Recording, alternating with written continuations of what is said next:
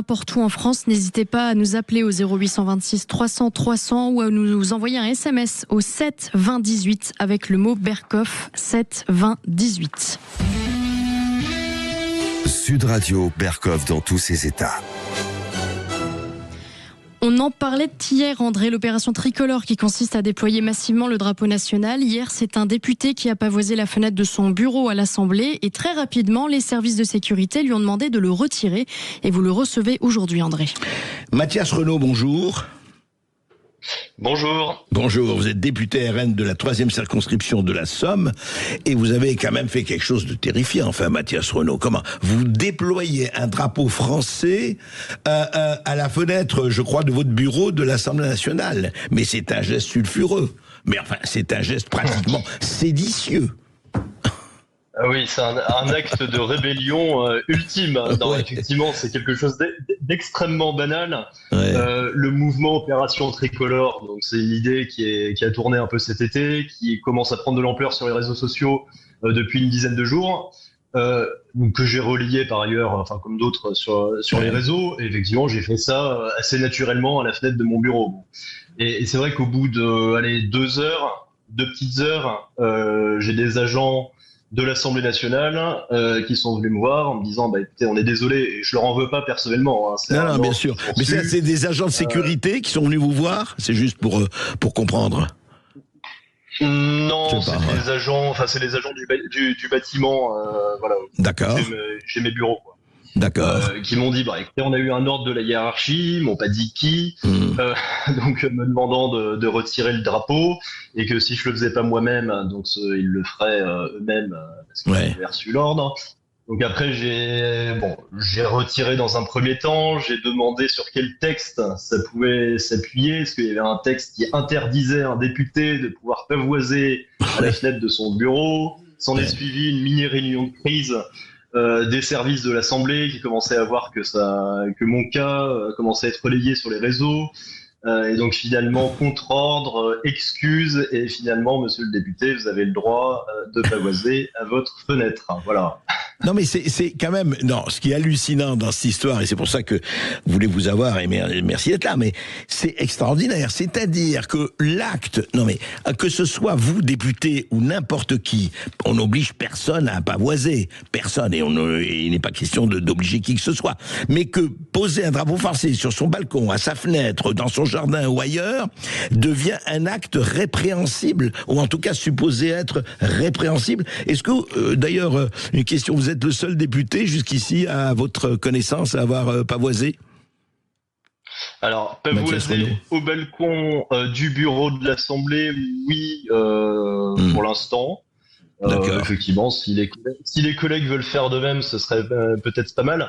Non, mais effectivement, ce qui est un peu hérissant là-dedans, c'est le réflexe premier, quoi, où on se pose la question, et on se dit, non, c'est peut-être sulfureux, c'est peut-être interdit. Et d'ailleurs, je note que dans les réactions que j'ai pu voir, il y a des gens qui pavoisent là ces derniers temps, et il y en a un certain nombre qui ont dit, mais mon syndicat de copropriété m'a demandé de le retirer. Ah ouais, aussi. Pas mal ça. Ça va pas de soi partout. Ouais. Alors dans des entreprises ou dans des administrations, je sais pas trop comment ça pourrait se passer. Dans une voiture, je pense que ça pose pas de problème. Non, mais ce qui est extraordinaire chez soi, dans son terrain, à son bureau, mettons, etc. Mais ce qui est extraordinaire, d'ailleurs, je demande aux auditeurs, dites-moi si chez vous, si vous avez affiché un drapeau à votre fenêtre, à votre balcon, dans votre jardin, ou quand c'est un immeuble, est-ce que le syndicat de copropriété vous a demandé de le retirer pour aller peut-être peut-être potentiel à l'ordre public? Non, ce qui est terrible, Mathias Renaud, enfin terrible, ce qui est quand même qui pose question, c'est que dans toute l'Europe aujourd'hui, on voit ce qui se passe en Irlande, on voit ce qui se passe en Autriche, on voit ce qui se passe en Pologne, on voit ce qui se passe, mais en Angleterre, n'en parlons pas. Vous avez vraiment des milliers, des dizaines de milliers, voire des centaines de milliers, des gens qui disent bon, on est chez nous, et puis le symbole c'est le drapeau, et c'est pas nouveau, hein, c'est pas que ce soit de droite ou de gauche, ça a toujours été une dimension. Voilà, on se demande effectivement qu'est-ce qui préside à cela, quoi. C'est le symbole, effectivement, c'est un symbole de fierté, un symbole patriotique.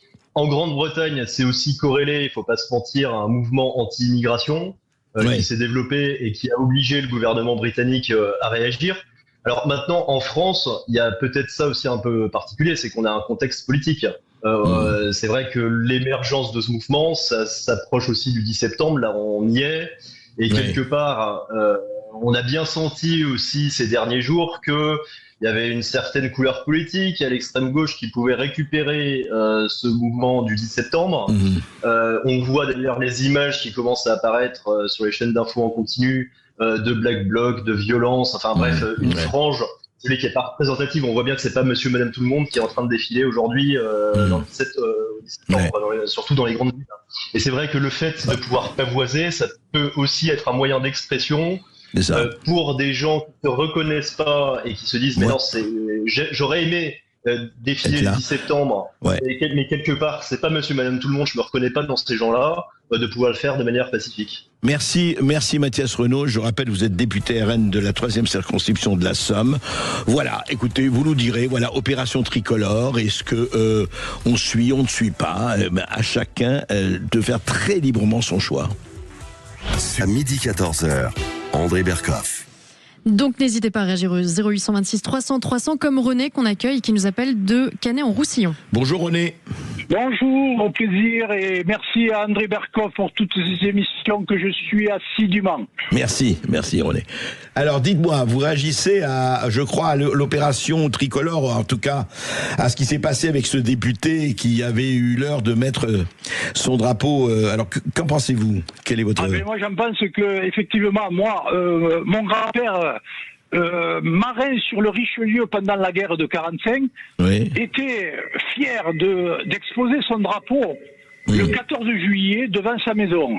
Moi, après, j'ai fait ceci de même chez moi. J'avais affiché un drapeau français lors du 14 juillet sur mon platane mûrier et bon, j'ai eu des échos, certains voisins, cela les a choqués et m'ont catalogué d'être du Rassemblement National. Alors parce que ça les a choqués. Ça les a choqués. Vous mettiez un drapeau français. J'affiche le drapeau français autant que le drapeau catalan.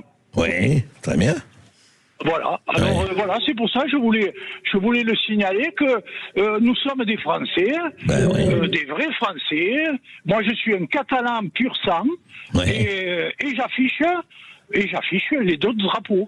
Comme font les Américains. Les Américains, moi je me suis allé en Amérique, mais dès que le drapeau est hissé, mais les gens ils se mettent presque au garde à vous devant le drapeau. Ils sont fiers d'être ceux qui sont. C'est fabuleux ça. Il faut défendre notre nation. Bien sûr. Je trouve que vous avez non seulement vous avez tout à fait raison, mais je dois dire personnellement, je trouve hallucinant, enfin vraiment extrêmement, je sais pas, je vais pas qualifier, je vais pas être méchant, qu'on soit choqué de voir un drapeau français hissé en France. Je sais pas, ça me semble un peu bizarre. Mais voilà, chacun ses goûts ou ses dégoûts, hein. Prenez. Sud Radio, Berkoff dans tous ses états. À quelques bureaux de celui de Mathias Renaud que vous venez de recevoir épinglé pour son patriotisme, une autre députée tenait hier une interview sur une plateforme d'ultra-gauche, on va le dire comme ça, après le glouglou d'Ercilia Soudet. Vous devriez le refaire parce que vous le faisiez vraiment bien quand même. Ah, Ercilia. Non, mais je vais amener la prochaine fois, nous allons faire l'émission à la cuisine et dans un évier, nous mettrons un petit drapeau et vous ferez Ercilia Soudet. Merci. Bon, donc le naufrage désormais de Sandrine Rousseau. Twitter, je dois le dire. Et plus je vais voir Twitter et plus je me dis que vraiment je ne comprends pas qu'on y reste, tellement c'est un lieu de racisme décomplexé, de xénophobie, de suprémacisme et que c'est la honte d'y être. Voilà. Eh ben voilà, Sandrine Rousseau, c'est vrai, elle déteste, elle a raison, Twitter, enfin elle a raison, vous me comprenez, au 3e degré, elle lieu terrible, lieu de racisme, lieu de xénophobie, mais c'est dégueulasse Twitter. Mais rappelez-vous qu'il y a eu un mouvement qui s'appelait Je quitte X, à bas Twitter, et Sandrine Rousseau était l'une des premières à dire, moi je ne ferai plus rien sur Twitter, terminé, je me désabonne de Twitter, vous ne verrez pas un mot de moi dans X. Et la même Sandrine Rousseau, voilà, se réaffiche, se remet sur X et donne ce qu'elle pense. Mais je pense que ça doit être terrible. Imaginez un peu Sandrine Rousseau avec ce qu'elle pense de X et de Twitter.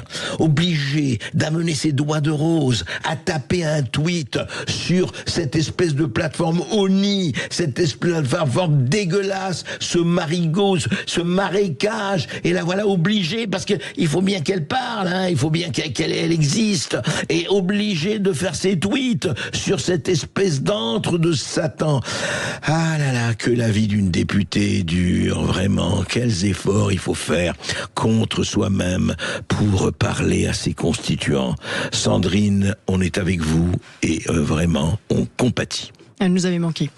André, rien à voir. Vous sauriez me dire quel est le coût environnemental de votre t-shirt ? Le coût environnemental de mon t-shirt. Alors vraiment, je ne savais même pas qu'il y avait un coût environnemental. Expliquez-moi, Maud. C'est pas bien. Heureusement, le gouvernement va vous aider. Dès le 1er octobre 2025, les consommateurs pourront connaître le coût environnemental des vêtements qu'ils achètent grâce à un affichage inédit. C'est le communiqué de presse. Ce dispositif lancé par Éric Lombard, Agnès Pannier-Runacher, Marc Ferracci, etc. sera donc mis en place le 1er octobre. En fait, ça vous permet simplement d'être conscient de l'impact environnemental qu'a votre t-shirt, votre caleçon, mais c'est-à-dire etc. que quand j'achèterai un vêtement, je saurai...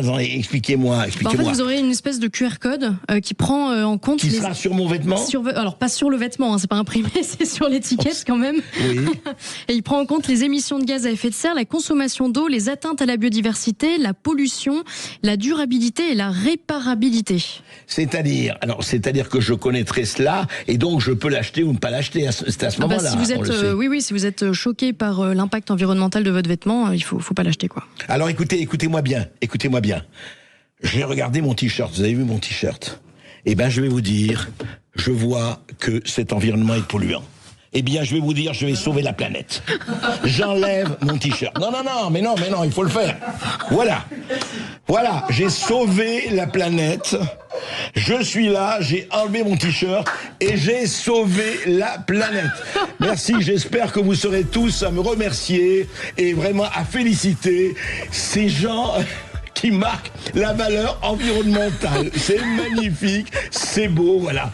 J'ai sauvé la planète. Pour les auditeurs qui n'ont pas l'image, quand même, André Berkoff est torse nu. En tout cas, voilà. Je l'ai fait. Je tiens à vous dire qu'il faut sauver la planète. Donc la prochaine fois, si vous avez quelqu'un qui vous dit ça, enlevez votre t-shirt. C'est très simple. Sud Radio. Parlons vrai. Sud Radio. Parlons vrai. Sud Radio.